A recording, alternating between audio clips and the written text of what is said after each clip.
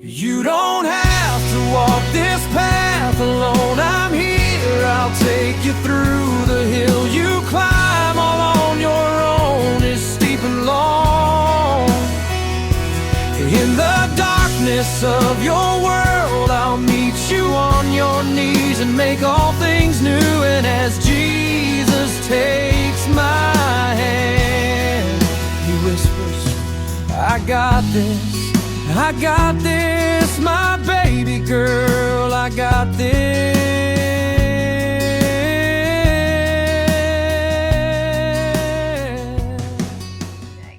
A few episodes ago, I sat down with Greg and Autumn Casey as they shared their incredible story of faith during Greg's battle with COVID-19 and his eventual lung transplant. It was a story of prayer, perseverance, and God's provision through one of the darkest seasons imaginable for them. But today we're hearing it through the eyes of two young women who lived it every day when Greg became critically ill during the pandemic. MaryAvis was a senior in high school preparing for graduation and the next chapter of her life, and Carley was finishing 8th grade and preparing for the transition into high school. When their dad fought for his life in hospitals far from home, these young ladies were navigating school, sports, church, friendships, all the normal things, coupled with uncertainty and fear, all while learning what it means to trust God when answers don't come quickly. Today, MaryAvis is a college graduate and a middle school teacher. Is that right? Okay. And Carley has just completed her first year at Berry College. I'm excited to welcome both of them to Manna-Festations. Thank you both for being here. But before we dive into your story, you know the grounding of this podcast comes from the stories in Exodus of manna and how God provided for his children. So I always like to start with a simple question. What's your favorite type of bread? Carley, we'll start with you. I like any type of rolls. Oh, Probably okay. Specifically Texas Roadhouse rolls. Oh, yeah, those are good. What about you, MaryAvis? I like any type of garlic toast. Oh, me too. Sourdough specifically. Yeah, that's good. And now I want spaghetti because maybe that goes good with spaghetti. If you love bread like most of us do, check out my friend Naomi Fricke, who owns Yellow Daisy Bakery in Dallas, Georgia. She makes amazing fresh bread and baked goods using fresh meal flour and quality ingredients. No bleaching or artificial preservatives. And for my family, that is so important. Everything I've tried from Naomi has been absolutely delicious.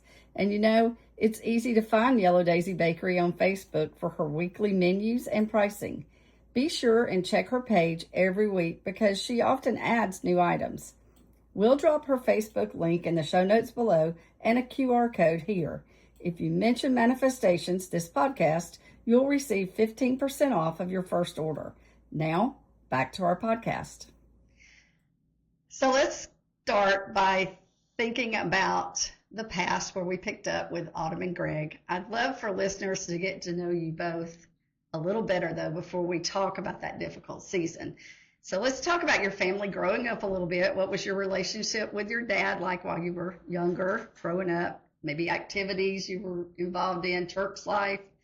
MaryAvis, you want to go first? Okay. I feel like mine and Carly's relationship, both with his dad, was he would obviously do anything for us. He was always the one that built my homecoming floats for school, so my friends would always come over to our house and knew that he was the reliable one that would help us get it done. And then he always showed up for our volleyball games. Me and Carly were both heavily involved with lots of different things growing up, from gymnastics to volleyball, everything. But he was always there, and just when he was milking, actually, I feel like that he made the point to come to everything that he possibly could while even milking cows. But Right. Then that changed later on, but with the cows. But yeah, I feel like our relationship with him was just he was always there. Never missed a beat. So what about growing up at church? How were you involved there? At church, we were involved with our youth group very much so, and we did a lot of trips together with the youth, and we also, my one of my cousins and a girl that I grew up with. We all three were very close growing up, and we all went to church together, and still to this day we're all very close and just doing a lot of things together in church through the youth group and dramas and trips and everything else in between. So Yep. So cool, because we did all that with your mom and dad. Yeah. Okay, Carly, what about you? I agree with MaryAvis on a lot of that stuff. Dad is just he's always been there for us, and I've always seen my dad as like someone who nothing can ever stop him. Like he's very determined. He's hard-headed at times, but Really? but he has always been supportive of me and MaryAvis both. And one time I was struggling with my volleyball serve in middle school, and he built me a wall in our backyard so I could practice my volleyball serve against it. But I just think that shows like type of dad that he actually was. That's cool. Any church memories or anything you have different? Just youth trips. We were always there every Sunday morning, Sunday night, Wednesday evening, VBS, all of it. Cool. Okay, so now we're going to dive in. Take us back to when your dad first got sick. And if I remember his conversation right, he didn't think too much of it. Wasn't a big deal at first, and then things kind of regressed. So what do you remember most about those first few weeks when things were first beginning to look a little bit, this is more than a cold? Mm-hmm. Do you want to go, or you want me to go? I can go. Well, when Dad first got sick, I guess you can tell a little bit about your volleyball. Yeah, it was my senior year, so we were in the final round of volleyball like games. So like I said, he was always in volleyball. You have a line judge, and Dad was always the line judge for us for every game. But he actually was working at Tractor Supply at the time, and I remember him coming home and laying at our great aunt's house in the driveway. We share the same driveway, and he was just like, I don't feel good. Like, I just don't feel the best in the world. And I could tell something was off, but it wasn't that concerning. Like, none of us really thought it was anything that was gonna be that big of a deal. But it was actually during that same week that we had our last volleyball game. So he actually wasn't at my last volleyball game before all that even started. That was the day that he tested positive for COVID, and that was like the first time that we were like, oh, this might not be that good. Yeah. So what was going on with you during that time? I remember being at her volleyball game, and Mom got the call from him, and he was like, yeah, I tested positive for COVID, but we didn't really think anything about it at that time. And then I remember getting home, and within like the first week, we like enclosed him off in the living room so we wouldn't get sick. But I remember like walking into the kitchen at night to get some water, and I just remember him groaning, and it was like the most horrible sound. Oh, yeah. And that's how I knew that something was wrong. So did you all get sick? Did you have COVID from him? Me and Mom did. Oh, okay. I never but you got escaped it. it somehow. I actually think I had it back in like before it had come, like January of that year. I was really sick, and we were all cooped up in the house together when he got sick, and I never showed any signs. Yeah. So yeah, you may have had the antibodies from it or something. So you talked a little bit about this already. Did you were just saying you realized it from his groaning. You knew something. Okay, this is more than just I don't feel good. What conversations during that time do you remember having with your mom when you said she got the call from the hospital where he was. So what was that like, your mom coming to tell you? I don't really remember that many conversations with Mom, to be honest. I feel like it was all a blur. I do remember her coming home from dropping him off at the hospital. We talked about that before this, that the night that we knew it was not, that he wasn't okay and that something else was going on and he probably needed to go to the hospital. They didn't tell us that they took him to the hospital. So me and Carly saw him the night before, and it was that bad the next morning before either me or her got up that he was already gone that next morning. And she had taken him. So it was that. I don't really remember any conversations right before he left. It was just kind of like it all happened at once. So when he got when he was in the hospital, did you feel angry, confused, scared? You remember? I don't really remember being like, I don't remember having that many emotions about it. I guess I just also didn't really understand how serious it was going to get at that point.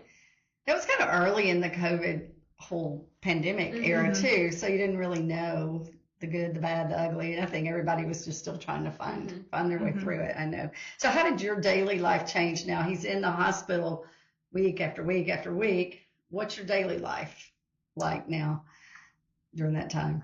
Well, I was still going to school, and Mom was still teaching, and Carly was actually in middle school, and our first cousin was teaching at the middle school. So right when he got sick, we were trying to carry on like everything was normal, and Mom was going to school and still teaching, and I was going to school, and Carly was riding to school with Abigail, and it was normal at first, but then when the transition started is when it kind of started getting a little bit weird, I guess. Yeah. Because that was when whenever he got moved to Emory, there was days that we wouldn't go to school, and we would go with Mom to the hospital just to sit in the car. We couldn't get out. And that's a bigger deal because Emory's a lot further away than Floyd from where you lived. Yeah.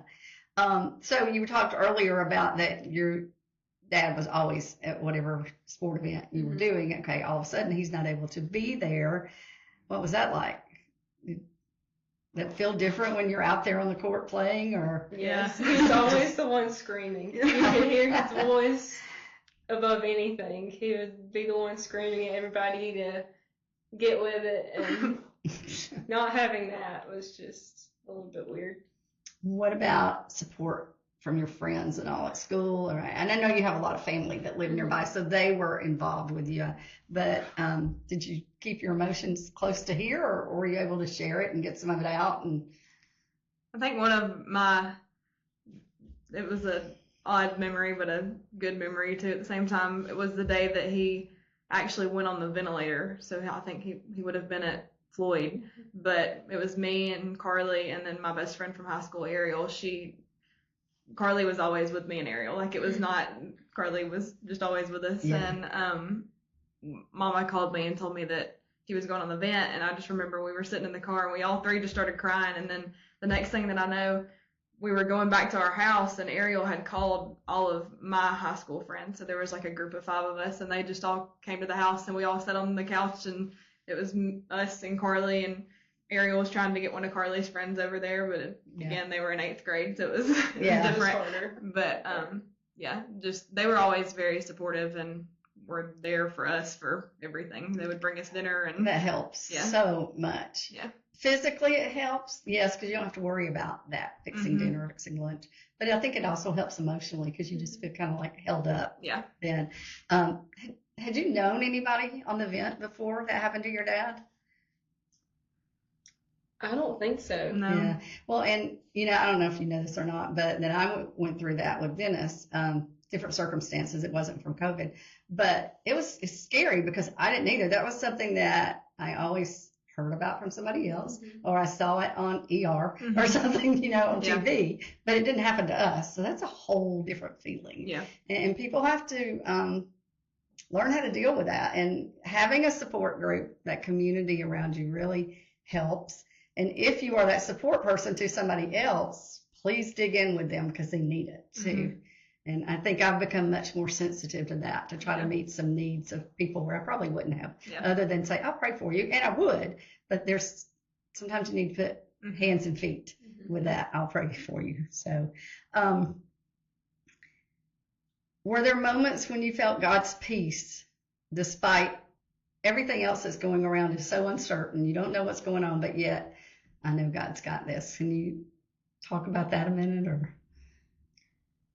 I feel like there was a lot of times that I felt like that, but one in specifics was, when did we do that prayer night at the church? I don't remember the month, but I was going to say that too. We had a prayer night at our church, and they had it out on the little on the sign outside. Yes. Yeah, I remember that. There's a ton of people that came that I didn't hardly even know all of them. Wow. But there's a lot of people that came just to come worship and pray for Dad at the church. And I think that's one of the experiences that gave me peace about it.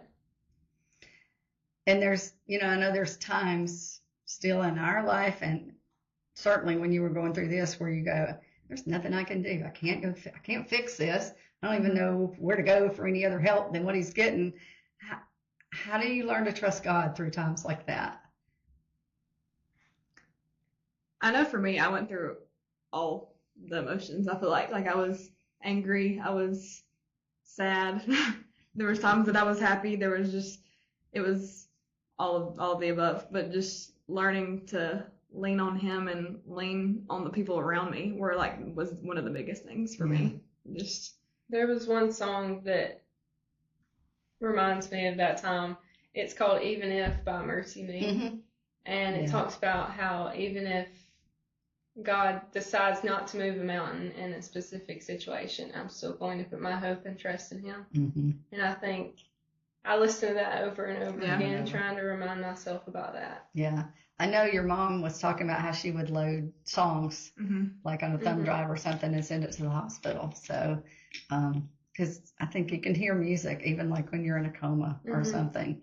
And so there was powerful. She went to Radio Shack and got like these little thumb drives that we would tell him what was going on in our lives during the time that he wasn't there. And then she would leave her phone playing music, and it was, I don't know, it was odd, but it gave you a sense of peace too. Yeah. So if you've listened to the prior podcast with Autumn and Greg, then you know that at a certain point that he moved now to a third hospital out of state in Gainesville, Florida. So let's move our conversation there. What did that feel like to you? Because now he's not even in the same state with you. But did you feel like things were progressing and, oh, this is a possible answer to prayer, or was it more fear? We don't know what's going on. Both. Okay. I think all of us really wanted him to get off the ECMO machine really bad.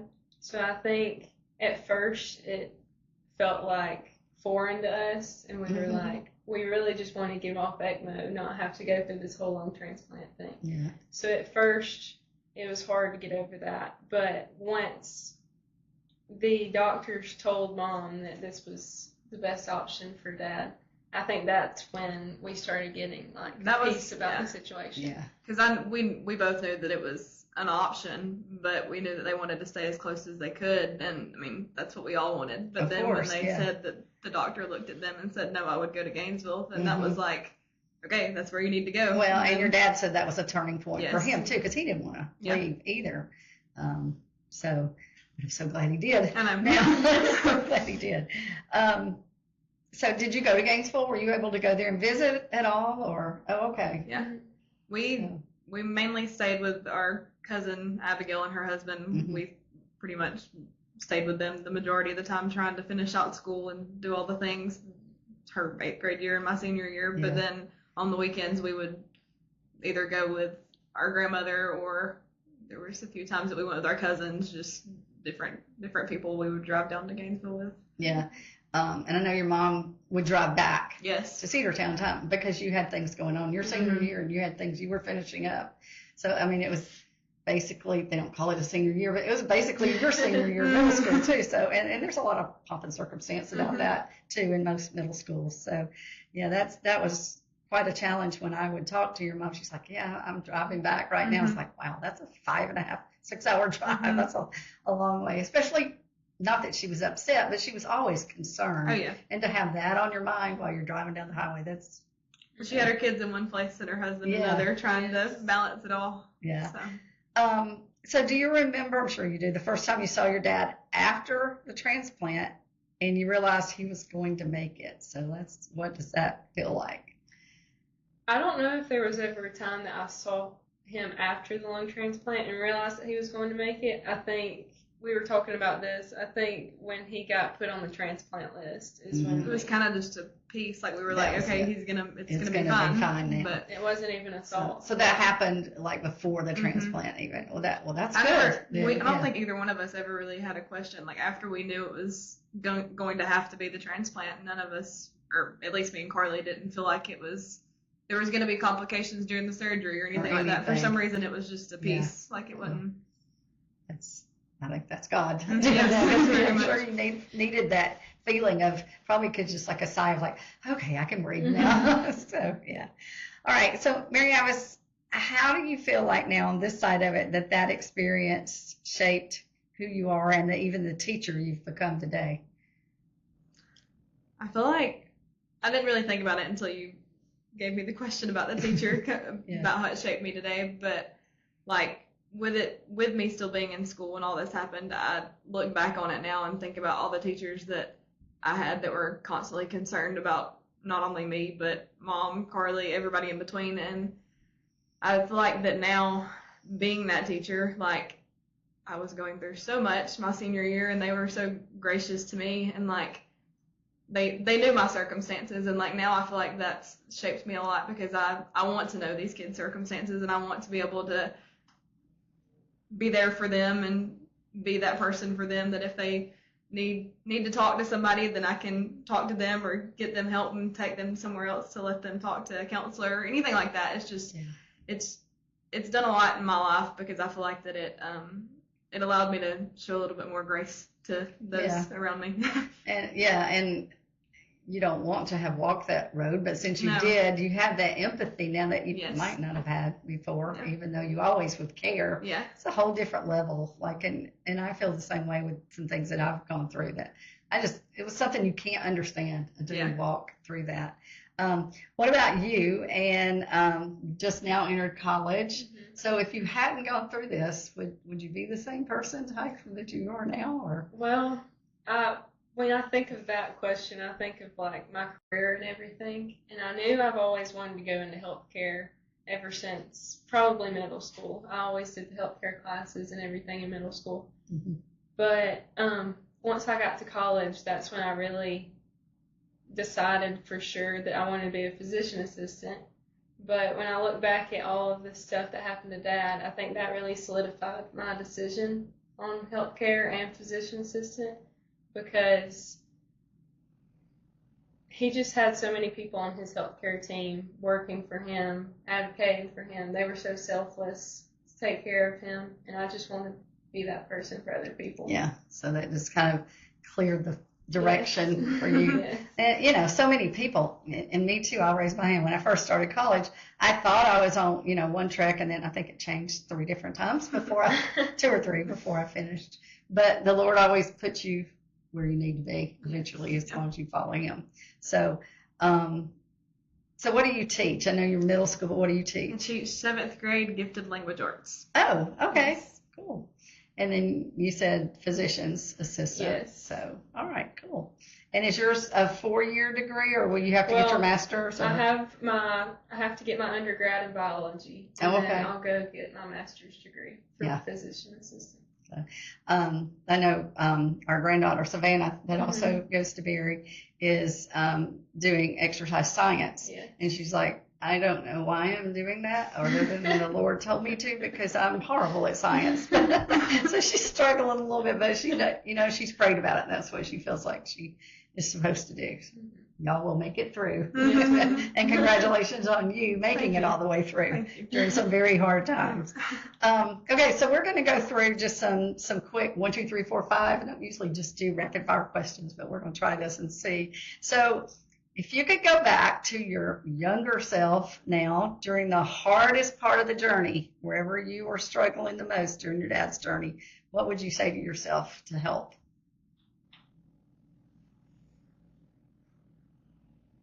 I think I would probably say, I don't think I realized how much this situation would impact me and also other people. So when Dad got out of the hospital, there were so many people that came up to us just saying that your dad's journey helped me go back to church, helped me grow closer to Christ. And I think if God's plan was for that one person to become closer to Christ, then Yeah. it was all worth it. Mm-hmm. Wow, that's big. Yeah. I think for me, just to relax and know that He is in control. Because for me, I'm a very big, I have to control everything. And that, Welcome to my world. yeah, Yeah. that very much taught me that it's not in my hands. Yeah. That's a good, hard lesson, Yeah. but it's a good lesson. So what did you learn about God? And you may have just kind of answered that for you, but what did you learn about God that you couldn't have learned any other way? I also think that I learned that his plan is perfect, and I might come up with plans in my head. Like I wanted Dad to get off ECMO so bad. That was my plan in my head, but Yeah. God had different plans. So just realizing that his plan is perfect. Yeah. When you see your dad today, he's healthy, active, crazy like always, enjoying life. What goes through your heart when you see him acting normal? One specific thing that comes to mind is we were standing in the kitchen one night, and it was me, Mom, and Carly, and we were on a FaceTime call with, I think it was with Dad, and a doctor had come in, and she was like, I think he's never going to be the same person that he was before this, and she was like, he's probably going to need the lung transplant to make it through, and she was like, but he'll be fine. Like she was being encouraging, but it was a different way to say it, and I think now, like looking back on it, I'm like, no, that's the power of prayer. And That's right. She was wrong. Well, she meant so well by it, but Yeah. it was just that he's happy. Like he's doing the things that he wanted to be doing before he got sick. He's back to normal. Or as normal as he can get, Yeah. and he's enjoying it, and it's happy to experience it with him and watch him. So I picked up golf in high school, and I think he always wanted MaryAvis to play golf. I picked up golf in high school, and we'll go play sometimes, and just seeing him be able to play golf That's again sweet. Yeah. after lung transplant, he shows me up. He does better than I do. Dennis and I actually had been on vacation while he was recovering after the transplant. We had been in Daytona, and so I had contacted your mom and was like, on our way home, can we swing by and just at least see you and Leanne? You know, didn't expect to see your daddy because it was still during the COVID, everybody can't come in kind of shutdown thing. And she said, sure. So we had not seen your mom or dad for Savannah was a baby the last time. So it had been over 15 years since we had seen either one of them. And I expected your dad to look horrible. Probably couldn't talk. This was all in my mind, you know, because I knew what he'd been through, but had not talked through it really detailed with your mom. And so we came and we visited with them, went to a little waiting room and visited with them for a while. And then your mom had the iPad, your dad had one in his room, and he got on it. We couldn't go to his room, but he talked to both of us, and I was just like, I was shocked because I was like, wow, this is really, he's okay, you know, because I don't think I really believed it till I saw him there. But yeah, that was so great. I think a lot of people were like that actually, because I remember even the night of my prom, my senior prom, he had FaceTimed he had FaceTimed me and was talking to me and my friends, and they were like, he looks fine, like he looks good. And we were like, like it's working. It's there. So, all right. So, what does the word miracle mean to you now?